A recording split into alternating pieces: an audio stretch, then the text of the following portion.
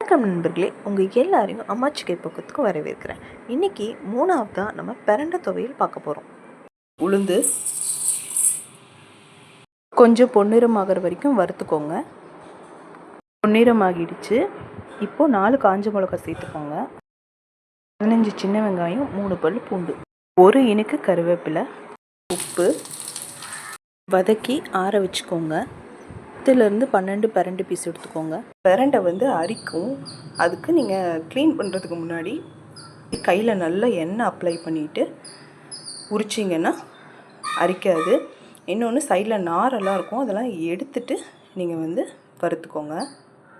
அதே இரும்பு சட்டியில் வறுத்துக்கலாம். நிறமாறுனா போதும். வறுத்து வச்சதெல்லாம் மிக்ஸி ஜாருக்கு ட்ரான்ஸ்ஃபர் பண்ணிக்கலாம். தண்ணி ஊற்றி நல்லா மைய அரைச்சிக்கோங்க.